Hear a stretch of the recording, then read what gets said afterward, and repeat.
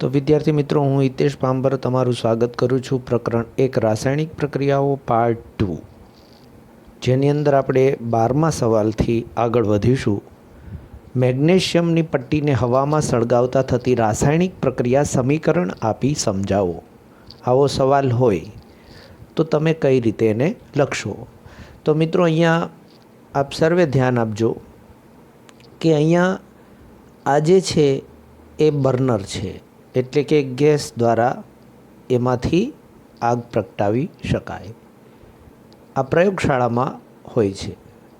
ચીપિયો છે, આ છે મેગ્નેશિયમની પટ્ટી, આ છે વોચ ગ્લાસ એટલે કે એક કાચનો રકાબી જેવો આ રીતે આકાર હોય એવો એક પદાર્થ છે, જેની અંદર મેગ્નેશિયમ ઓક્સાઇડ એટલે કે જે આમાંથી રાખ ઉત્પન્ન થાય તે આમાં એકઠી કરવાની છે।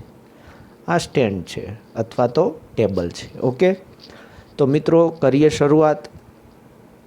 તો લગભગ 3 થી 4 સેમી લાંબી, 3 થી 4 સેમી લાંબી મેગ્નેશિયમની પટ્ટી તમારે લેવાની છે મિત્રો। તો 3 થી 4 સેમી લાંબી મેગ્નેશિયમની પટ્ટી લેવાની। એને કાચ પેપર, આ મિત્રો ખાસ ધ્યાન આપજો, કાચ પેપર તમે બધાને ખબર હશે આ કાચ પેપર કેવો હોય। જ્યારે કલર કામ કરીએ ત્યારે ગ્રીલમાં પહેલાં જે ઘસે એ કાચ પેપર કહેવાય। એટલે એ કાચ પેપરથી આપણે મેગ્નેશિયમની જે પટ્ટી ખરીદી લીધી છે અથવા આપણી પાસે છે એને ઘસીને શુદ્ધ કરવાની છે। એનું કારણ શું છે? તો એનું કારણ એ છે કે મેગ્નેશિયમ બહુ સક્રિય ધાતુ છે, એટલે જ્યારે એને હવામાં ખુલ્લી મૂકવામાં આવે અથવા હવામાં તો સંપર્કમાં હોય, પડેલી હોય, તો એની ઉપરની સપાટી ઓક્સિજન સાથે પ્રક્રિયા કરી અને મેગ્નેશિયમ ઓક્સાઇડનું એક પાતળું પડ બનાવી દે છે, જે મેગ્નેશિયમની જે ખુલ્લી સપાટી છે એને બહારના વાતાવરણથી ક્ષારણ થતું અટકાવે છે। એટલે એ ઘસીએ ને તો જ ઝડપથી પ્રક્રિયા થઈ શકે। ઘસવાનું કારણ બીજું કશું નથી, એની ઉપર જે ક્ષાર થઈ ગયો હોય એને ઘસીને જો સાફ કરી અને પછી ચીપિયાથી પકડી અને બર્નર વડે ગરમ કરીએ તો ઝડપથી એ સળગે। આ કારણ એનું એ જ છે। તો એને ચીપિયા કે સાણસી વડે પકડીને બર્નર કે સ્પિરિટ લેમ્પની મદદથી સળગાવો। હવે સ્પિરિટ લેમ્પ એટલે એક દીવો, આપણે દેશી ભાષામાં, એનાથી ગરમ કરી શકો તમે, મીણબત્તીથી પણ ગરમ કરી શકો, પણ થોડું ટેમ્પરેચર વધારે હોય તો ઝડપથી પ્રક્રિયા થાય, ફટાફટ આમ પ્રકાશિત જ્યોતથી સળગશે એટલે સીધી બહુ થોડી ક્ષણોમાં જ સળગી જશે એ પટ્ટી। હવે એની રાખ જે છે એ નીચે વોચ ગ્લાસ છે એની અંદર આપણે એકઠી કરવાની છે। તો મિત્રો સાવચેતી કઈ રાખીશું? જ્યારે તમે આ પટ્ટી સળગાવો ત્યારે આંખથી દૂર રાખવી। ઉપરાંત સમીકરણની વાત કરીએ, આ જે પ્રક્રિયા થાય એનું સમીકરણ, તો આ છે મેગ્નેશિયમ, ત્યાર પછી હવામાં ઓક્સિજન તો બધે હોય જ, એટલે આ ઓક્સિજન છે, અને બને છે જે આ એ છે મેગ્નેશિયમ ઓક્સાઇડ। તો મિત્રો આ જે 2 છે, અહીંયા એક 2 છે, તો આ કેમ મૂકવા પડે છે? તો આપણે અહીંયા સમજીશું એને। ધારો કે પટ્ટીને આપણે મેગ્નેશિયમ ગણીએ છીએ એટલે Mg, કૌંસમાં S એટલે સોલિડ, બરાબર છે, પ્લસ ઓક્સિજન એટલે તમે જાણો છો કે ઓક્સિજન એટલે O2 જ લખાય, ખાલી O નહીં લખવાનું, એના નિયમો છે। અને બને છે, ચાલો ધારો કે આપણને ખબર છે કે મેગ્નેશિયમ ઓક્સાઇડ બને છે, ચાલો આ મેગ્નેશિયમ ઓક્સાઇડ બની ગયું। પણ હવે સમીકરણને જો તમે ધ્યાનથી જુઓ તો અહીંયા ઓક્સિજનના 2 પરમાણુ છે, પણ અહીંયા કેટલા છે? 1 જ છે। તો એનો મતલબ એવો થયો કે બેલેન્સ નથી। તો એ બેલેન્સ કરવા માટે આગળ 2 લખવા પડે, અહીંયા 2 લખવા પડે। જો અહીંયા 2 લખવામાં આવે તો મેગ્નેશિયમ 2 થઈ જાય અને ઓક્સિજન પણ 2 થઈ જાય. તો અહીંયા તો મેગ્નેશિયમ એક જ છે, તો અહીંયા 2 મૂકી દેવાના. તો આમ 2 મેગ્નેશિયમ 2 મેગ્નેશિયમ, 2 ઓક્સિજન 2 ઓક્સિજન. તમને એમ થશે કે 2 તો છે નહીં અહીંયા, પણ તમને મેં આગળ પણ જાણ કરેલી છે કે આ 2 છે એ આના પણ છે, એટલે 2 ઓક્સિજન. તો મિત્રો આ રીતે આપણે આ સમીકરણને સમજ્યા. નેક્સ્ટ હવે આગળ વધીશું આપણે અવલોકન. તો તમે શું અવલોકન કર્યું કે જ્યારે આ પટ્ટી સળગે છે ત્યારે જગારા મારતી સફેદ જ્યોતથી સળગે છે. કેવી જ્યોતથી? જગારા મારતી, એટલે આમ તેજસ્વી પ્રકાશ, અને સફેદ પાવડરમાં પરિવર્તિત થઈ જાય છે. આ પાવડર એટલે મેગ્નેશિયમ ઓક્સાઇડ. તો એનું તારણ એટલે આપણને આમાંથી શું તારણ મળે છે? તો મેગ્નેશિયમ અને હવામાંના ઓક્સિજન વચ્ચે પ્રક્રિયા થવાથી મેગ્નેશિયમ ઓક્સાઇડ બને છે. આ સમીકરણનું ગુજરાતી લખી નાખો તોય ચાલે. આ સમીકરણનું તો વિશેષ આ પ્રક્રિયામાં મેગ્નેશિયમ અને ઓક્સિજન, આ મેગ્નેશિયમની પટ્ટી અને હવામાં ઓક્સિજન હોય તે એ બંને પ્રક્રિયકો છે. શું છે? પ્રક્રિયકો. જ્યારે આ જે રાખ મળીને જે મળ્યું એ નિપજ કહેવાય, ઉપજ કહેવાય, પેદાશ કહેવાય. જે મળ્યું એને કહેવાય નિપજ. તો આશા રાખું છું કે આ પ્રયોગ તમે સરસ રીતે સમજ્યા હશો. તો નેક્સ્ટ આપણો 13મો જે પ્રશ્ન છે ને મિત્રો, એ 13મો પ્રશ્ન એ જે મેં તમને આગળ વાત કરી કે મેગ્નેશિયમની પટ્ટીને હવામાં સળગાવતા પહેલાં શા માટે શુદ્ધ કરવામાં આવે છે? તો એનો જવાબ છે મેગ્નેશિયમ ખૂબ સક્રિય ધાતુ છે. જ્યારે તેને હવાના સંપર્કમાં મૂકવામાં આવે ત્યારે તે ઓક્સિજન સાથે પ્રક્રિયા કરી મેગ્નેશિયમ ઓક્સાઇડનું નિષ્ક્રિય પડ એટલે કે આવરણ બનાવે છે, જે એક પ્રકારે એના માટે ફાયદો જ કરે છે. એટલે હવામાં સળગાવતા પહેલાં મેગ્નેશિયમની પટ્ટીને કાચ પેપર વડે સાફ કરવાથી મેગ્નેશિયમ ઓક્સાઇડનું નિષ્ક્રિય પડ છે એ નીકળી જાય અને મેગ્નેશિયમ સરળતાથી ઓક્સિજન સાથે પ્રક્રિયા કરી શકે, પટ્ટી સળગી શકે. એટલા માટે આપણે એને સાફ કરવામાં આવે છે. 14મો પ્રશ્ન છે દ્રવ્ય એટલે દળ. દ્રવ્ય એટલે દળ થાય. સંરક્ષણનો નિયમ જણાવો અથવા તો લખો. દ્રવ્ય સંરક્ષણનો આવે અને દળ સંરક્ષણ આવે. દ્રવ્ય સંચય આવે અને દ્રવ્ય સંરક્ષણ પણ આવે. તો મિત્રો કહેવાનો મતલબ એ છે કે આ નિયમ કેવા પ્રકારનો હોય? કોઈ પણ રાસાયણિક પ્રક્રિયામાં દળનું સર્જન નથી થતું કે એનો વિનાશ પણ નથી થતો. એટલે કે કોઈ પણ રાસાયણિક પ્રક્રિયાની નિપજમાં, નિપજ એટલે તીર હોય ને એની જમણી બાજુ હોય ને એને નિપજ કહેવાય. એમાં હાજર રહેલા તત્વોનું કુલ દળ એ પ્રક્રિયકોમાં હાજર રહેલા તત્વોના દળ જેટલું જ હોય છે. એટલે કે તીરની જમણી બાજુએ 2 ગ્રામ વજન થતું હોય ટોટલ દળ, તો ડાબી બાજુ પણ 2 જ ગ્રામ થાય. એને કહેવાય દ્રવ્ય સંરક્ષણનો નિયમ. તો 15મો પ્રશ્ન છે માળખાકીય રાસાયણિક સમીકરણ, અથવા તો એક આવો શબ્દ પણ સૌપ્રથમ NCERTનું જે પુસ્તક બહાર પડેલું ત્યારે કંકાલ રાસાયણિક સમીકરણ એવો શબ્દ હતો.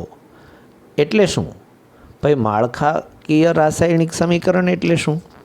તો જે રાસાયણિક સમીકરણમાં બંને તરફના દળ સમાન ન હોય એવા સમીકરણને માળખાકીય રાસાયણિક સમીકરણ કહે છે.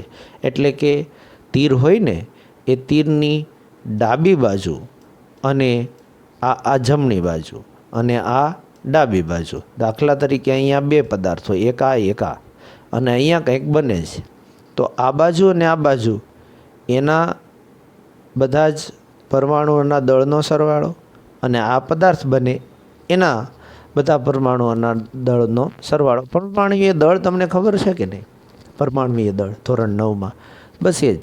તો આ બે સરખું થવું જોઈએ, તીરની ડાબી બાજુ અને જમણી બાજુ. તો એ સરખું ન હોય એને કહેવાય માળખાકીય રાસાયણિક સમીકરણ.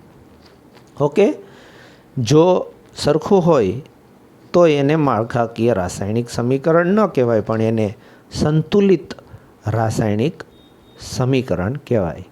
મિત્રો, માળખાકીય રાસાયણિક સમીકરણને શા માટે સમતોલિત કરવું પડે અથવા તો સમતોલિત કરવું જરૂરી બને છે?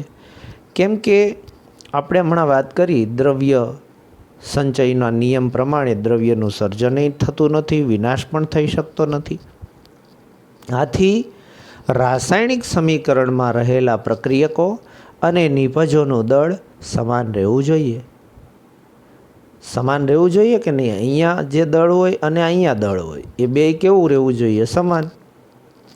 કોઈ પણ રાસાયણિક પ્રક્રિયા શરૂ થયા પહેલાં અને પૂર્ણ થયા પછી એમાં રહેલા દરેક તત્વના પરમાણુઓની સંખ્યા પણ સમાન રહેવી જોઈએ, દળ પણ સમાન રહેવું જોઈએ અને સંખ્યા પરમાણુઓની એ પણ સમાન રહેવી જોઈએ. હમણાં આપણે થોડા સમય પહેલાં તમને ખ્યાલ હોય તો 12મા પ્રશ્નમાં એક સમીકરણમાં એવી ચર્ચા કરેલી. તો એવા સમીકરણનું સંતુલન કરવું જરૂરી બને છે, કારણ દળ સમાન કરવા માટે અને સંખ્યા સમાન કરવા માટે. તો મિત્રો, આશા રાખું છું કે આ પ્રશ્નો પણ તમે સારી રીતે સમજ્યા હશો. તો નેક્સ્ટ 17મો પ્રશ્ન છે, નીચેની રાસાયણિક પ્રક્રિયાઓના સમતુલિત સમીકરણ લખો. ભાઈ, આ સમતુલિત સમીકરણ એટલે શું? ફરીવાર કહું છું કે જ્યારે આવા શબ્દો આપેલા હોય ત્યારે એને સાંકેતિક ભાષામાં લખવું પડે. તો હાઇડ્રોજન તો આપણે યાદ રાખવાનું H2 જ લખવાનું. ત્યાર પછી ક્લોરિન હોય તો ખબર જ છે બધાને કે Cl2 જ લખવાનું હોય. પણ અહીંયા ક્લોરિન વાયુ છે, હાઇડ્રોજન વાયુ છે, એટલે ગેસ એટલે G લખવું પડે. તો હાઇડ્રોજન ક્લોરાઇડ એટલે HCl, આ છે ગેસ એટલે કે વાયુ. પણ તમને જો યાદ હોય પ્રથમ વિડીયો તો ખબર હશે કે HCl એટલે તો હાઇડ્રોક્લોરિક એસિડ. પણ મિત્રો, ખાસ યાદ રાખજો કે અહીંયા જો G લખેલું હોય ગેસ, તો હાઇડ્રોજન ક્લોરાઇડ વાયુ લેવાનો છે. એમાંથી જ પછી HCl એસિડ બને છે, પણ આ વાયુ સ્વરૂપનું છે એટલે હાઇડ્રોજન ક્લોરાઇડ એને કહેવાનું છે. તો હવે બેલેન્સ કરવાની વાત આવશે. તો અહીંયા 2 હાઇડ્રોજન છે, અહીંયા 2 ક્લોરિન છે. તો અહીંયા તો 2 આગળ છે, એ 2 આપણે મૂકેલા છે સંતુલન કરવા માટે. કારણ કે બંને બાજુ હમણાં જ વાત કરીને 16મા પ્રશ્નમાં કે હાઇડ્રોજનની કે ક્લોરિનની બધા પરમાણુઓની સંખ્યા સમાન રહેવી જોઈએ. તો આ 2 હાઇડ્રોજન અને 2 ક્લોરિન, તો અહીંયા પણ એવું જ છે. તો બીજું જે સમીકરણ છે એ આવું છે, barium chloride plus aluminium sulphate gives વંચાય barium sulphate plus aluminium chloride. મિત્રો, બેરિયમ ક્લોરાઇડને આપણે BaCl2 એ સોલિડ છે એટલે કે ઘન છે. હવે તમને એમ થશે કે સર આ બધું તો કેમ ખબર પડે? મિત્રો, આ બેરિયમ ક્લોરાઇડ છે એ ઘન છે એ ત્યારે ખબર પડે કે જ્યારે આપણે એ પદાર્થને જોઈએ. પણ આટલા બધા પદાર્થો જોવા હોય તો તમારે સર્ચ કરવા પડે પદાર્થો. આપણે એક વખત એવો પણ પ્રયોગ કરીશું કે આની અંદર જેટલા પદાર્થો આવે છે એને આપણે ફોટો મતલબ કે આપણે ડાઉનલોડ કરીને તમને એ સમજાવીશું. પણ અત્યારે તમારે યાદ રાખવું પડશે, આ એલ્યુમિનિયમ સલ્ફેટ છે, આ બેરિયમ સલ્ફેટ છે, આ એલ્યુમિનિયમ ક્લોરાઇડ છે. પણ હવે તમને એમ થશે કે આ 3, આ 2 આ કઈ રીતે આવે અને ખબર કેવી રીતે પડે? તો થોડીવાર માટે હું તમને જે સમજાવું એ ધ્યાનથી સમજજો, શીખજો. ધારો કે અહીંયા થોડી વાર માટે આપણે સમજી લઈએ કે બગડો કે તગડો એ અક્ષર છે જ નહીં. ઓકે, એ તો આપણે પછી મૂકવાના છે. ચાલો, અહીંયાય નથી. આગળના 2-3 અંકો જ દૂર કરવાના છે. પાછળના કે અહીંયા નીચે સાઈડમાં લખેલા હોય એ દૂર કરવાની બિલકુલ કોશિશ કરશો નહીં. હવે જોવાનું છે. શું જોવાનું છે? તો હું તમને એ પણ સમજાવી દઉં. એલ્યુમિનિયમ અહીંયા કેટલા છે મિત્રો? 1 જ છે. તો અહીંયા કેટલા છે? 2 છે. પડીને ખબર? તો હવે ત્યાં 1 જ છે અને અહીંયા 2 છે. તો એનો મતલબ એવો કે આ જગ્યાએ આપણે શું લખવાનું? 2 લખવાનું. ખ્યાલ આવે છે ને? એ 2 લખ્યા એટલે એલ્યુમિનિયમ 2 બની ગયા, પણ 2 તેરી 6 એટલે ક્લોરીન કેટલા થઈ ગયા? 6. હવે ક્લોરીન આ બાજુ 6 થયા તો અહીંયા પણ ક્લોરીન 6 હોવા જોઈએ, પણ ત્યાં તો 2 જ છે. એટલે કે 2 તેરી 6 એટલે અહીંયા 3 આવી ગયા. પડીને સમજણ?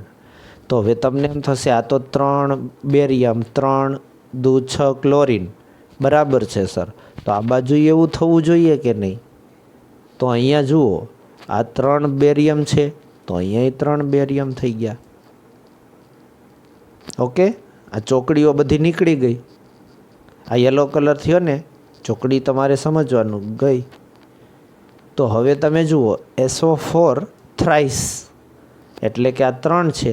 તો અહીંયા તમે જુઓ આ 3 છે. તો એ બધું બેલેન્સ થઈ ગયું કે નહીં? જુઓ.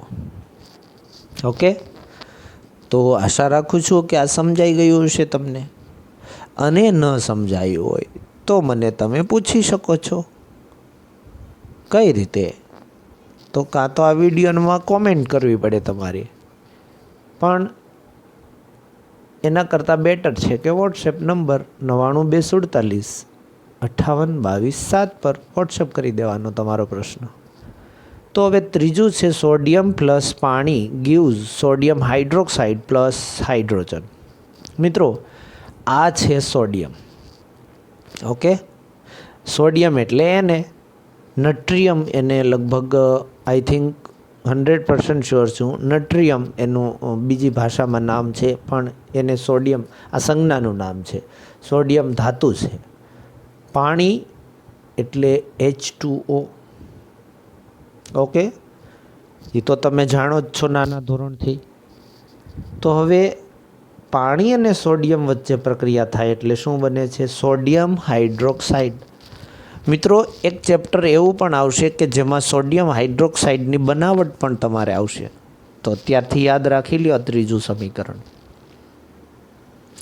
તો સોડિયમ હાઇડ્રોક્સાઇડ બને પણ સાથે ઉત્પન્ન થાય છે હાઇડ્રોજન વાયુ. આ સોડિયમ હાઇડ્રોક્સાઇડ છે એ એક્વેયસ છે એટલે કે જલીય છે.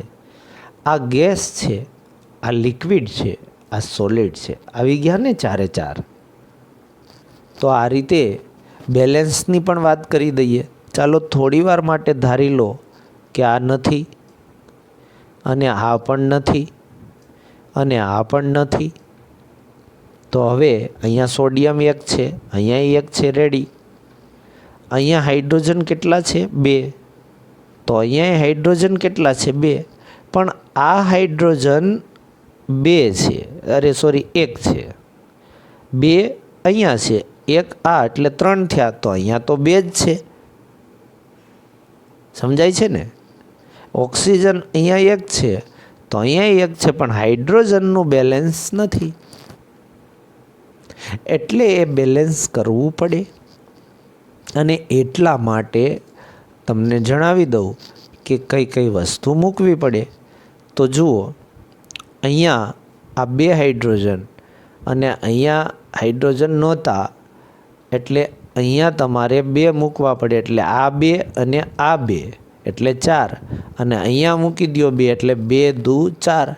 4 હાઇડ્રોજન થઈ ગયા. ઓકે, આ ક્લિયર થઈ ગયું કે નહીં? આ 2 આના છે. ચાલો હવે આપણી પાસે સોડિયમ છે, તો આ 2 છે ને એ સોડિયમના પણ છે. તો અહીંયા 2 ઘટે કારણ કે અહીંયા નહોતા, તો અહીંયા આ 2 મૂકી દીધા, મતલબ આ જે બ્લેક કલરથી લખેલા છે તો સોડિયમનું પણ કામ ક્લિયર થઈ ગયું. તો ઓક્સિજન અહીંયા 2 મૂક્યા એટલે ઓક્સિજન 2 ગણાય, તો અહીંયા ઓક્સિજન આ 2 મૂકવાથી આ 2 થઈ જાય, તો ડન. અને હાઇડ્રોજનની તો વાત મેં તમને પહેલાં જ કરી દીધી, તો ઇટ ઇઝ વેરી ક્લિયર. તો 18મો પ્રશ્ન છે, નીચેના રાસાયણિક સમીકરણોને સંતુલિત કરો. જે ઉપર 17મો પ્રશ્ન છે અને 18મો પ્રશ્ન છે, આ બંનેમાં થોડો એવો ડિફરન્સ છે. શું કે આ જે પ્રશ્ન છે મિત્રો, એની અંદર આ જે સમીકરણ આપેલા છે એ આની જેમ જ, જે અહીંયા હું સમજાવતો હતો ને એમ જ ત્યાં બેલેન્સ થયેલું નથી. કઈ રીતે સમજો? ચાલો, કેલ્શિયમ બરાબર છે, હાઇડ્રોજન 2 બાજુ, આ હાઇડ્રોજન 1 અને આ હાઇડ્રોજન આ 2 ગણાય, આ એટલે 2 હાઇડ્રોજન 1 અને 2 એટલે 3 થયા. તો અહીંયા તો 2 જ હાઇડ્રોજન છે. ખ્યાલ આવે છે ને તમને? તો હવે અહીંયા વધારવા હોય તો અહીંયા તો સીધા ડબલ થાય. અહીંયા હું 2 મૂકું એટલે આ 2 દુ 4 થાય, તો અહીંયા તો 3 જ છે. તો તમે અહીંયા મૂકી દો 2, તો 2 હાઇડ્રોજન અને આ 2 હાઇડ્રોજન એટલે કેટલા થઈ ગયા? 4 થઈ ગયા કે નહીં? સમજાય છે? ઓકે. હવે આ નાઇટ્રોજન છે, તો એ 1 છે અને અહીંયા નાઇટ્રોજન કેટલા છે? તમે જુઓ 2 છે. આ બગડો છે એ આનો પણ છે, તો અહીંયા બેલેન્સ થયું કે નહીં? આ 2 એટલે 2 નાઇટ્રોજન, તો અહીંયા 2 nitrogen, it is balanced. But ઓક્સિજનની વાત કરીએ તો આ 2 તેરી 6, આ 6 ઓક્સિજન અને આ ઓક્સિજન 2 ગણાય, આ 2 એટલે 6 ને 2 8. તો અહીંયા પણ ઓક્સિજનની વાત કરીએ તો 3 દુ 6, 6 ઓક્સિજન અને આ 2 આગળ હતા એ ઓક્સિજન 2 ગણાય, તો 6 ને 2 8. તો થઈ ગયું ને? 2 જગ્યાએ અહીંયા જુઓ નીચે જવાબ છે, 2 જગ્યાએ જો સમીકરણમાં 2 મૂકી દઈએ એટલે આ સમીકરણ કેવું થઈ જાય? બેલેન્સ થઈ જાય. સમજાય છે ને? તો નંબર 2ની વાત કરીએ ચાલો. તો હવે એની અંદર સોડિયમ 1 છે ને? તો સોડિયમ 1 છે, તો આ બાજુ તો સોડિયમ 2 છે, એટલે પહેલું કામ તમારે અહીંયા 2 મૂકી દેવાના, એટલે 2 Na થઈ ગયા. પણ 2 Na થતાં 2 ઓક્સિજન થઈ જાય છે, તો 2 ઓક્સિજન આ અને 4 આ, એટલે 2 ને 4 6 ઓક્સિજન. તો અહીંયા 6 હોવા જોઈએ, પણ અહીંયા 6 નથી, તો અહીંયા તો આ 4 છે અને આ 1 છે, એટલે તો 5 જ થાય. તો થયો ને લોચો? તો હું અહીંયા 2 મૂકીશ. ખ્યાલ આવે છે કે નહીં? આ 2 દુ 4 હાઇડ્રોજન થયા, તો અહીંયા 4 થવા જોઈએ. તો જુઓ આ 2 છે અને આ હાઇડ્રોજન પણ 2 છે, આ 2 આગળ છે કે નહીં? તો આ 2 હાઇડ્રોજન અને 2 એટલે 4 અને અહીંયા 2 દુ 4. SO4 છે એ 1 છે 2 બાજુ, તો અહીંયા આપણું ક્લિયર થઈ ગયું, બધું કમ્પ્લીટ ક્લિયર થઈ ગયું. સમજાય છે? તો જુઓ અહીંયા એનો જવાબ છે નીચે. ઓકે. તો મિત્રો ત્રીજું સમીકરણ જુઓ. આ ત્રીજા સમીકરણની અંદર NaCl AgNO3 gives AgCl plus NaNO3. તો અહીંયા NO3 બરાબર છે, ચાલો Na બરાબર છે, ચાલો Ag બરાબર છે, ચાલો ક્લોરીન બરાબર છે, ચાલો. તો આમાં કરવાનું છે શું સર? કશું કરવાનું નથી, આ બેલેન્સ જ છે. ખ્યાલ આવે છે? ત્યાર પછી ચાલો આને જોઈ લઈએ. આ બેરિયમ, આ બેરિયમ, આ સલ્ફેટ, આ સલ્ફેટ, આ H2, પણ અહીંયા H એક જ છે, તો એનો મતલબ કે આપણે અહીંયા 2 મૂકવા પડે કે નહીં? તો 2 ક્લોરીન થઈ ગયા, અહીંયા 2 ક્લોરીન થઈ ગયા, તો કમ્પ્લીટ થઈ ગયું આપણું સમીકરણ, માત્ર એક જગ્યાએ 2 મૂકવાથી. તો મિત્રો, સમીકરણનું સંતુલન કરવાનું તમે સમજી ગયા? થોડી ખબર પડી કે નહીં? હજુ આની તમારે પ્રેક્ટિસ કરવી પડશે. ટૂંકમાં કહેવાનો અર્થ એ છે કે આ તીર છે, જે આ બધા તીર, એની ડાબી અને જમણી બંને બાજુએ જેટલા પણ પરમાણુઓ છે જુદા જુદા પ્રકારના, એ સમાન સંખ્યામાં થવા જોઈએ, એટલે તમારું કામ ક્લિયર. અને મોસ્ટ ઓફ તમારે 2, 3 આ 2 અંકો મૂકીને જ સંતુલન કરવાનું હશે. ક્યારેક 4 પણ આવશે, 12 પણ આવશે, પણ મોસ્ટ ઓફ 2 અને 3. સમજાય છે? તો નેક્સ્ટ 19મો પ્રશ્ન છે આપણો મિત્રો, કે નીચેની પ્રક્રિયાઓ માટે ભૌતિક અવસ્થાઓની સંજ્ઞા એટલે નિશાની, એટલે આ દેખાય છે ને, આ સહિતના સમતુલિત રાસાયણિક, સમતુલિત એટલે હમણાં 18મા પ્રશ્નમાં કેવું સમજાવ્યું તમને, બસ એ જ. તો પાણીમાં બનાવેલા બેરિયમ ક્લોરાઇડ અને સોડિયમ સલ્ફેટના દ્રાવણો વચ્ચે પ્રક્રિયા થઈ અદ્રાવ્ય બેરિયમ સલ્ફેટ અને સોડિયમ ક્લોરાઇડનું દ્રાવણ મળે છે. મિત્રો, જ્યારે પાણી બનાવેલ બેરિયમ ક્લોરાઇડ અને સોડિયમ સલ્ફેટ આ 2 દ્રાવણ છે, એટલે અહીં જુઓ શું લખ્યું છે, AQ. સમજ પડી ગઈ ને? પાણીમાં બનાવેલ શબ્દ આવે એટલે AQ લખી નાખવાનું. તો એ વચ્ચે પ્રક્રિયા થઈ અને અદ્રાવ્ય, અદ્રાવ્ય એટલે કોઈ પણ પદાર્થ જો પાણીમાં ન ઓગળે, એટલે તમને ખબર છે ને, એ ઘન સ્વરૂપે આટા મારતો હોય રેઢિયા ઢોરની જેમ. એટલે અદ્રાવ્ય બેરિયમ સલ્ફેટ આ છે ને, એ સોલિડ એટલે અદ્રાવ્ય ગણવાનો છે આપણે, ઘન. અને સોડિયમ ક્લોરાઇડ, આ સોડિયમ ક્લોરાઇડ એટલે મીઠું જેને આપણે કહીએ છીએ, એનું દ્રાવણ મળે છે. એટલે તમે જુઓ શું છે, અહીંયા AQ લખ્યું છે. પણ યાદ રાખજો કે આ છે એ આની અંદર જ છે, પણ ઓગળેલો નથી, અદ્રાવ્ય છે. કેવો છે? અદ્રાવ્ય. સમજાયું? તો હવે તમને એમ થશે, સર આ બેરિયમ ક્લોરાઇડ ને બેરિયમ સલ્ફેટ ને સોડિયમ સલ્ફેટ ને આ બધું અમારે તો કેવું બધું જુદું જુદું નવું નવું યાદ રાખવાનું. પણ આ વિડીયોને વારંવાર જોતા રહેવાનું.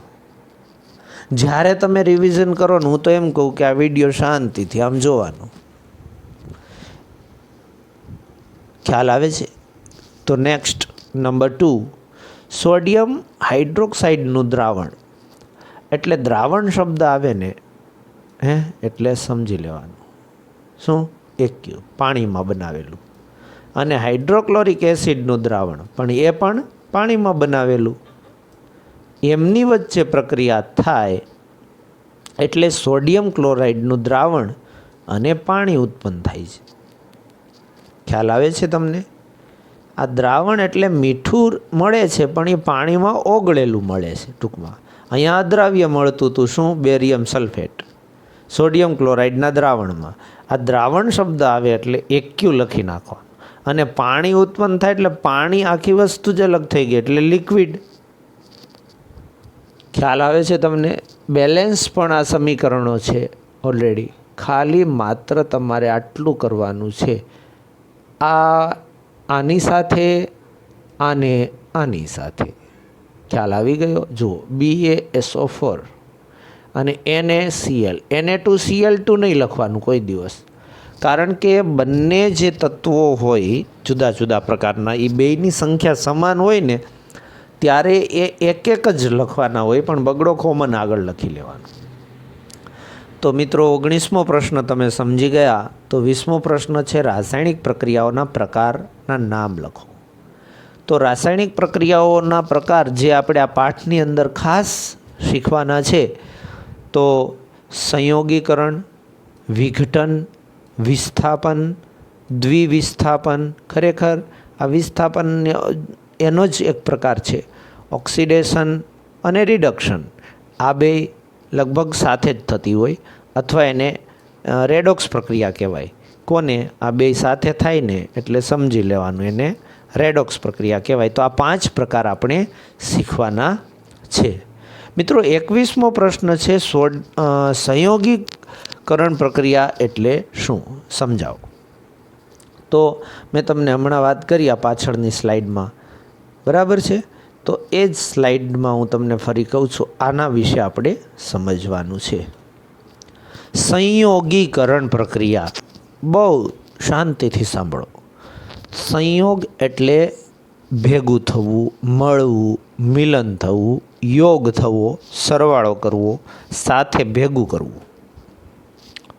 તો જે રાસાયણિક પ્રક્રિયામાં બે કે બેથી વધારે પ્રક્રિયકોમાંથી એક જ નિપજનું નિર્માણ થાય, બે પ્રક્રિયક ભેગા થાય અને એક જ નિપજ બને, તો એને સંયોગીકરણ. બહુ સિમ્પલ છે કે નહીં વ્યાખ્યા?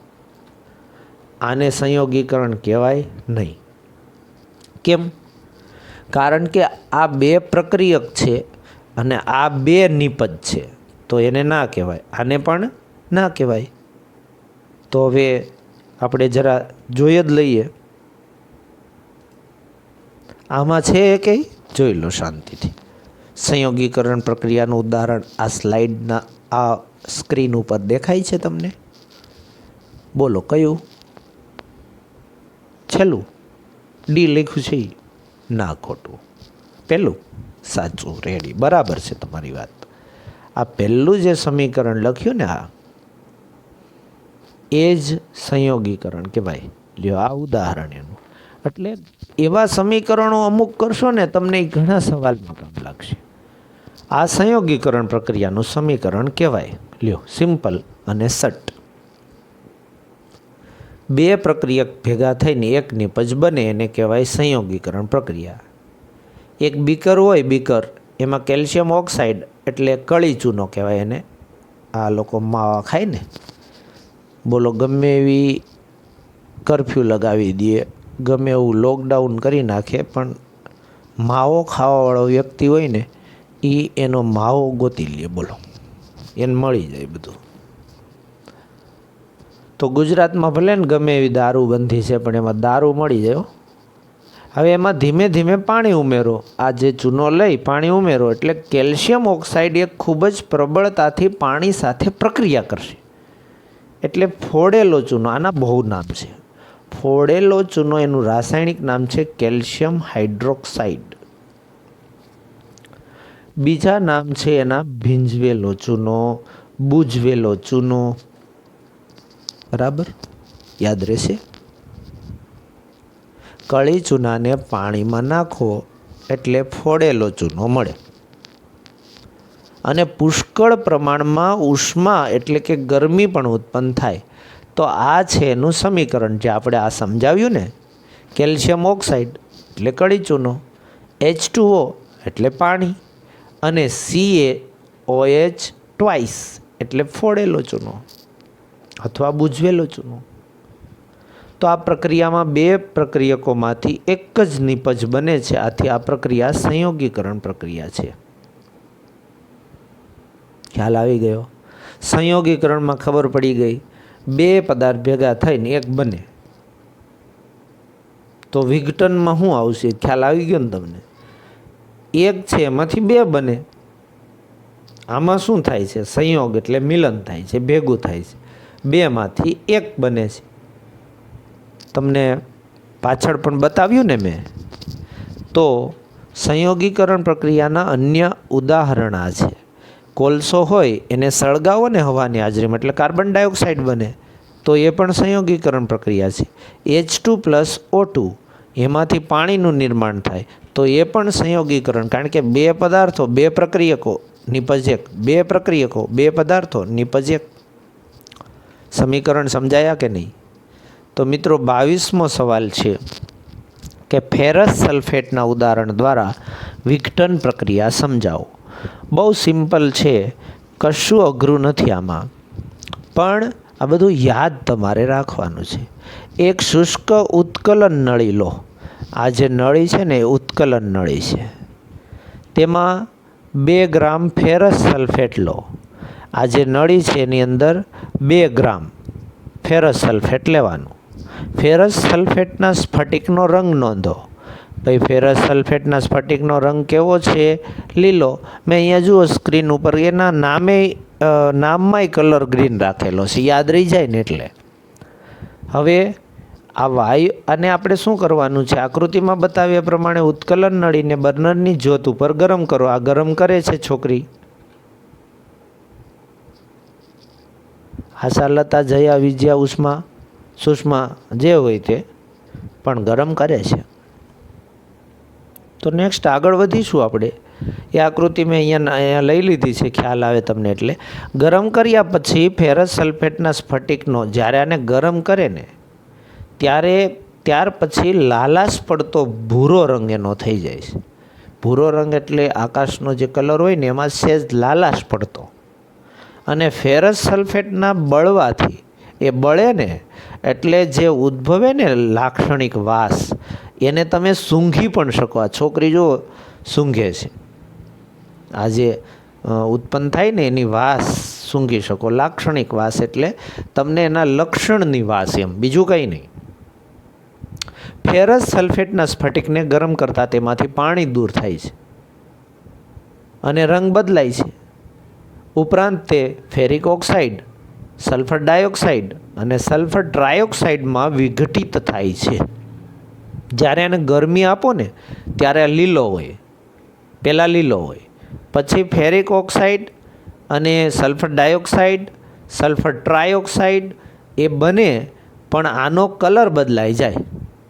કેવો? લાલાશ પડતો ભૂરો. તો ફેરિક ઓક્સાઇડ મિત્રો કેવા છે?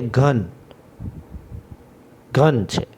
જ્યારે સલ્ફર ડાયોક્સાઇડ અને સલ્ફર ટ્રાયોક્સાઇડ એ કેવા છે? વાયુ. પ્રદૂષણમાં બહુ જવાબદાર છે. પણ મિત્રો તમે જાણો છો કે અત્યારે આપણે લગભગ 20-25 દિવસથી બેઠા છીએ ઘરે, બિલકુલ પ્રદૂષણ નથી, એકદમ વાતાવરણ ક્લીન છે, કોઈ જાતના રોગ નથી, કાંઈ માથાકૂટ નથી. એ નાના છોકરાઓને તો મજા જ મજા છે. 10માવાળા છે એને મજા છે, કારણ કે એને ઘરે બેઠા એ અડધી કલાક, પોણી કલાક, 45 મિનિટનો વિડીયો જોઈ લે અને એ કેવું મજાનું. હિતેશ સર તો આમ જુઓ ભણાવે જેવું સરસનું, પણ ભણે એના માટે બાકી તેમ થાય કે આ મને તો કાંઈ ખબર જ નથી પડતી શું બોલે છે. એટલે ખાસ ધ્યાન રાખજો મિત્રો, તમે ભણશો તો એ તમારે કામ લાગશે. ફેરિક ઓક્સાઇડ ઘન છે, જ્યારે સલ્ફર ડાયોક્સાઇડ અને સલ્ફર ટ્રાયોક્સાઇડ વાયુ છે.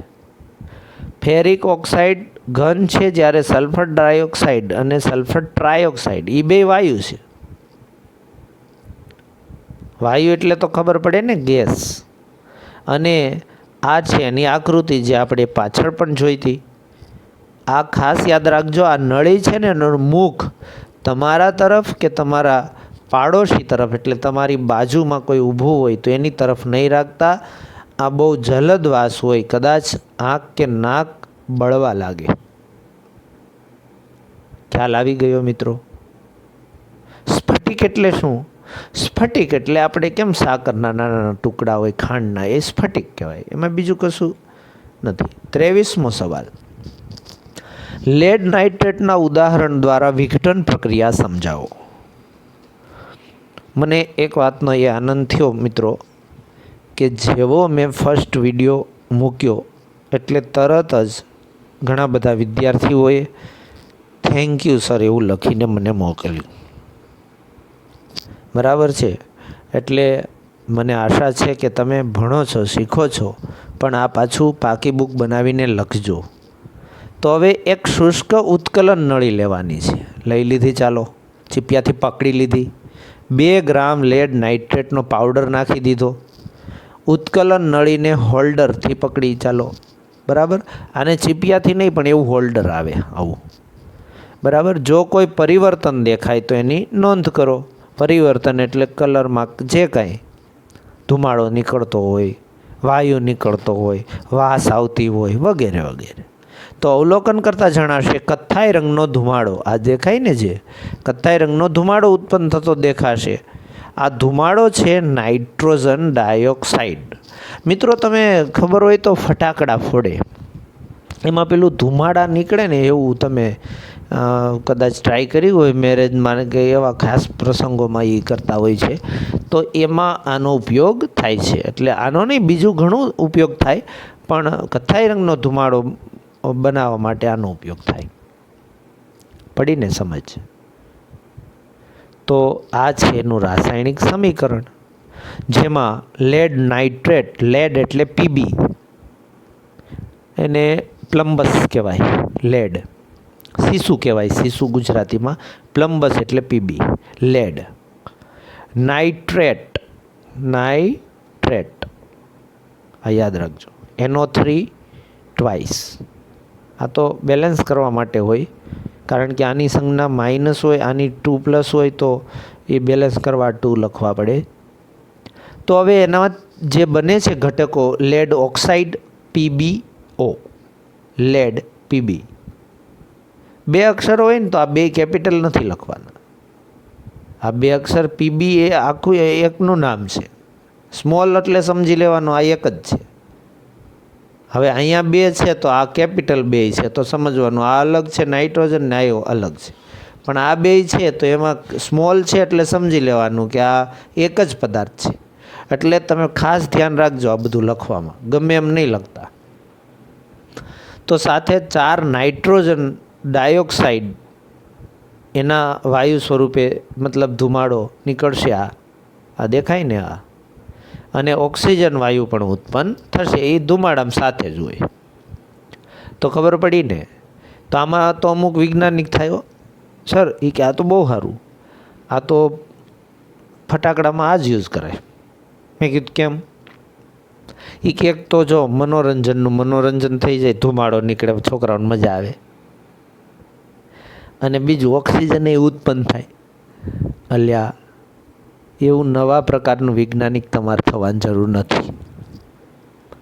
ઘણા વૈજ્ઞાનિકો ભારતમાં છે, તમે થાવ તો યોગ્ય થજો. ઓકે. તો 24મો પ્રશ્ન છે, પાણીનું વિદ્યુત વિભાજન સમજાવો. અહીંયા જે તમને આકૃતિ દેખાય છે એમાં એક પાણીનું આપણું જે નાવાનું ટબ હોય ને નાનું, એ ટબ લીધું છે. પછી એમાં નીચે 2 છિદ્ર ખીલીથી પાડી દીધા, કાણા. પછી એ કાણાની અંદર ખાસ રબરના બૂચ ફિટ કરી દીધા છે અંદરથી, સ્ક્રૂ બ્રૂ લગાવીને. અને એની સાથે ગ્રેફાઇટના સળિયા. હવે તમને એમ થશે કે આ ક્યાંથી મળે? ગ્રેફાઇટ તો આપણે પેન્સિલ હોય ને અંદરનો હોય ને પેલું, એને ગ્રેફાઇટ કહેવાય. એવું બજારમાં પણ મળી જાય, અને સેલમાંથી કાર્બનના સળિયા પણ ચાલે. પછી અહીંયા વાયરથી જોડવાનું છે. આ જે છે ને મિત્રો એ એનોડ છે, અને આ છે ને એ કેથોડ છે. એનોડ એટલે ધન ધ્રુવ. શું? એનોડ એટલે શું? ધન ધ્રુવ. અહીંયા ધન પ્લસ, અને કેથોડ એટલે માઇનસ. ખ્યાલ આવ્યો? તો આ નેગેટિવ છે, માઇનસ. એને બેટરીમાં તમે સેલ હોય ને, સેલમાં 2 અહીંયા ન જોડવાનું. આ બેટરીના અલગ અલગ પ્રકાર હોય. આ તો 6 વોલ્ટની બેટરી છે. ઓલો તો સેલ જે આવે ને એમાં તો એક છેડો પાછળ જોડવાનો હોય ને એક આગળ હોય. હા, દોઢ નહીં થતા. નહીંતર અહીંયા શું છે, પ્લસ કરી નાખવાનો. આ અહીંયા પ્લસ લખેલું જ હોય, સેલમાં જોયું છે કે નહીં? અને અહીંયા છેલ્લે માઇનસ લખેલું હોય. કોઈક દી ઘડિયાળનો સેલ ચડાવો એટલે ખબર પડે. અહીંયા સ્વિચ મૂકવાની છે મિત્રો. આની અંદર પાણી ભરવાનું છે. પછી આની ઉપર 2 કસનળીઓ લગાવી દેવાની છે. પણ એ કસનળીઓ પાણીથી ભરેલી લગાવવાની છે. આમાંય પાણી ભરવાનું, કસનળીમાંય પાણી ફૂલ ભરી અને ડૂબાડી દેવાની ફટકતી. શક્ય છે આ બધું? હા. તો હવે જ્યારે પ્રયોગ ચાલુ કરવામાં આવે, એટલે કે બેટરીની આ સ્વિચ પાડવામાં આવે, વીજકોષ, એટલે તરત જ જો આ રીતે સ્વિચ પાડશો એટલે પ્રવાહ વહેવાનું ચાલુ કરશે આમ. અને આ પાણી દ્વારા આમાં આવી જશે, અને અહીં રિટર્ન આવશે. આમ કરીને આમ ચાલુ રહેશે. તો આમ ચાલુ રહેવાથી થશે શું? અને એક વસ્તુ આપણે આ આકૃતિમાં નથી, પરંતુ હું તમને જણાવી દઉં કે મંદ સલ્ફ્યુરિક એસિડના થોડાક ટીપા આમાં નાખી દેવાના. ઓકે. શા માટે? ઝડપથી પ્રક્રિયા થાય, સારી રીતે થાય એટલા માટે. યાદ રહેશે? ઓકે. તો હવે વિદ્યુત પ્રવાહ ચાલુ કરવાનું, આ બધું પછી હલાવવાનું નહીં. તો તમને બંને વિદ્યુત ધ્રુવો પાસે પરપોટા નીકળતા જણાશે. આ પરપોટા કસનળીઓમાં પાણીનું વિસ્થાપન કરે છે. પાણીનું શું કરે છે? વિસ્થાપન, એટલે વિઘટન કરે છે. પાણીને છૂટું પાડવું, શું વાત છે. હા, તો હવે એ વિસ્થાપન થવાથી આ પાણી છે ને એમાં ઉપર જગ્યા થતી જશે. જુઓ, પણ તમે ધ્યાનથી જુઓ તો આના કરતાં આમાં ડબલ જગ્યા થઈ ગઈ કે નહીં? બમણી થઈ ગઈ ને. એનું કારણ એ છે મિત્રો કે જે અહીંયા જમા થશે, આની અંદર જે વાયુ ઉત્પન્ન થશે, બનશે, એ હશે ઋણ આયન ધરાવતો વાયુ. એટલે કયો? એટલે વળી કયો? સર, એ તો અમને કેમ ખબર પડે? પણ તમને જણાવી દઉં કે ઓછો ઉત્પન્ન થશે તે ઓક્સિજન થશે, અને ઝાઝો ઉત્પન્ન થશે તે હાઇડ્રોજન ઉત્પન્ન થશે. એટલે ઓક્સિજન ઋણ આયન ધરાવે છે સંયોજકતા, એટલે એ ધન સાથે આકર્ષાય, અને હાઇડ્રોજન ધન સંયોજકતા ધરાવે એટલે એ ઋણ સાથે આકર્ષાય. ખબર પડી ને? ડબલ, બમણો કોણ? હાઇડ્રોજન. અડધો કોણ? ઓક્સિજન. ખબર પડી ને? ઓછો ઓક્સિજન અને ઝાઝો હાઇડ્રોજન. યાદ રહેશે ને? ઓકે, તો આ પ્રયોગ પૂર્ણ થયો. તો પાણીનું વિદ્યુત વિભાજન આ રીતે મળશે. H2O આ બે સમીકરણ સંતુલિત માટે મૂકેલ છે, જે તમને બધાયને ખબર છે, વારંવાર મારે કહેવું ના પડે. યાદ રહેશે કે નહીં? આ બે યાદ રહેશે ને? બેલેન્સ કરવા માટે છે. તો H2 અને O2 ઉત્પન્ન થાય છે. અહીંયા લખવાનું છે વિદ્યુત વિભાજન. આ વિદ્યુત વિભાજન હતું. તો મિત્રો, આશા રાખું છું કે આ તમને ખબર પડી હશે. પણ સાથે સાથે એ પણ કહી દઉં કે આ બંને કસનળી જ્યારે સંપૂર્ણ વાયુથી ભરાઈ જાય ત્યારે એને સાવધાનીથી દૂર કરવાની, મતલબ કે શાંતિથી આમ વ્યવસ્થિત રીતે સંભાળીને દૂર કરવાની, અને એટલે ટબમાંથી બહાર કાઢવાની. પણ યાદ રાખજો, એમાં વાયુ ભરાઈ ગયા હશે તો એ વાયુની ચકાસણી ફટાફટ કરી લેવાની છે. તો તે કઈ રીતે કરશો? તો જે કસનળીમાં મતલબ કે વધારે ઓક્સિજન ભરાયો છે ડબલ આના કરતાં, હવે તમને એમ થાય કે સર બે કસનળી તો હોય તો સરખી, તો થોડાક સમય પછી ખબર કેમ પડે? પણ હું એમ કહું છું કે તમે જોતા તો હોય ને કે આમાં કેટલો ભરાણો, આમાં કેટલો ભરાણો, ત્યારે આપણે નક્કી કરી લેવાનું છે. તો બંને કસનળીના મુખ પર સળગતી મીણબત્તી લાવી વાયુની પરખ કરો. જો ધડાકાભેર અથવા તો એકદમ આમ પ્રકાશિત જ્યોતથી મીણબત્તી સળગે તો સમજી લેજો કે એમાં કયો વાયુ છે? ઓક્સિજન છે. ઓક્સિજન સળગતો નથી, ખાસ યાદ રાખજો, સળગવામાં મદદ કરે છે. અને હાઇડ્રોજન વાયુ છે એ ધડાકાથી સળગશે. એ તો ખબર છે ને તમને? ઓક્સિજન સળગવામાં મદદ કરે છે અને હાઇડ્રોજન છે ને એ ધડાકાથી સળગે છે. હાઇડ્રોજન બહુ ખતરનાક વાયુ છે, એની અંદર સૌથી વધુ ઉષ્મા રહેલી છે, પણ એના હજી મશીનરી નથી આવી. નહીંતર હાઇડ્રોજનથી તો બહુ સારામાં સારું પ્રદૂષણ વગર આપણે ઈંધણ બનાવી શકીએ. ઈંધણ એટલે બળતણ. તો આશા રાખું છું કે આ સમજી ગયા હશો. તો 23મો પ્રશ્ન છે મિત્રો કે લેડ નાઇટ્રેટના ઉદાહરણ દ્વારા વિઘટન પ્રક્રિયા સમજાવો. મને એવું લાગે છે કે આ પ્રશ્ન આપણે ફરીવાર આવ્યો. હવે 25મો પ્રશ્ન છે સિલ્વર ક્લોરાઇડનું સૂર્યપ્રકાશ દ્વારા વિઘટન સમજાવો.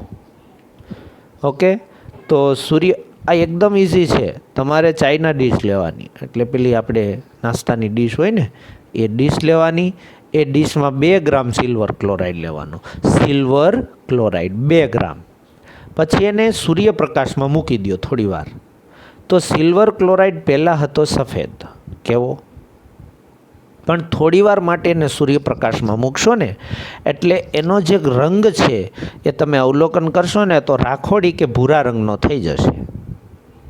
ખ્યાલ આવે છે? સફેદમાંથી કેવો? રાખોડી અથવા ભૂરો કેમ? કારણ કે સૂર્યપ્રકાશને કારણે સિલ્વર ક્લોરાઇડ જે આપણે લીધો તો એનું સિલ્વર અને ક્લોરિનમાં રૂપાંતર થાય છે, અને રૂપાંતર એટલે વિઘટન. આ વિઘટન સમજીએ છીએ, સંયોગીકરણ આપણે સમજ્યા, વિદ્યુત વિભાજન નહીં જોયું આપણે. તો એટલે એ સિલ્વર છે એ જરા તમે જાણો છો કે એનો જરા દેખાવ છે ને એ થોડો રાખોડી ભૂરો રંગ, એટલે આવું બને છે. તો આ છે સિલ્વર ક્લોરાઇડ AgCl. અને આ બે તો સંતુલન કરવા માટે મેં સમજાવ્યું ને, આ બહુ કાળજીથી તમારે ધ્યાનથી શીખવાનું છે. અને બને છે સિલ્વર અને ક્લોરિન. ક્લોરિન Cl2 જ લખવાનું છે. H2 હાઇડ્રોજન, O2 બરાબર ખ્યાલ આવે ને, Br2. બધામાં એવું નથી 2 આવે, પણ મોસ્ટ ઓફ વાયુઓમાં બધામાં 2 આવે છે. આ બ્રોમિન છે એ પાછો યાદ રાખજો, અહીંયા બ્રોમિન પણ વાયુ જ છે, અને બ્રોમિનમાંથી ઘણા બીજા પદાર્થો બને, ઘન પણ હોય છે. એટલે આ બધું કાળજીથી લખવાનું, શીખવાનું, યાદ રાખવાનું. સિલ્વર બ્રોમાઇડ છે, આ સિલ્વર ક્લોરાઇડ હતો. સિલ્વર બ્રોમાઇડનું વિઘટન પણ આ રીતે જ થાય છે. એટલે એમાં પણ 2AgBr gives, સૂર્યપ્રકાશની હાજરીમાં 2Ag + Br2. એટલે બે સેમ ટુ સેમ સમીકરણો છે, પણ થોડા અક્ષરોમાં ફરક છે. તો ઉપરની બંને પ્રક્રિયાઓ શ્યામ અને શ્વેત સેમ ટુ સેમ, જેવું આમાં થાય ને એવું જ આમાં થાય. એટલે શ્યામ શ્વેત કેમ? કારણ કે પહેલાં હતું એ શ્વેત એટલે સફેદ, અને પછી બની ગયું સેજ રાખોડી એટલે કાળું, એટલે બ્લેક એન્ડ વ્હાઇટ. શ્યામ અને શ્વેત ફોટોગ્રાફીમાં વપરાય. એટલે આપણે માત્ર કાળા ધોળા ફોટા પાડવાના પહેલાંના સમયમાં આ જે સિસ્ટમ છે, આ પ્રયોગ છે, એનો ઉપયોગ એમાં થતો. તો આશા રાખું છું આ 25 પ્રશ્નો આપ સરસ રીતે શાંતિથી શીખ્યા હશો. પાકી બુકમાં લખજો અને વારંવાર એને યાદ કરજો, જોજો, જેથી કરીને તમને યાદ રહી જાય. તો મિત્રો ફરીવાર કહું છું, હિતેશ પાંભરના જય સ્વામિનારાયણ, જય શ્રી રામ, જય શ્રી કૃષ્ણ. આપ જે ધર્મમાં માનતા હોય એ ધર્મના જાજાથી જય ભગવાન નારાયણ. આભાર.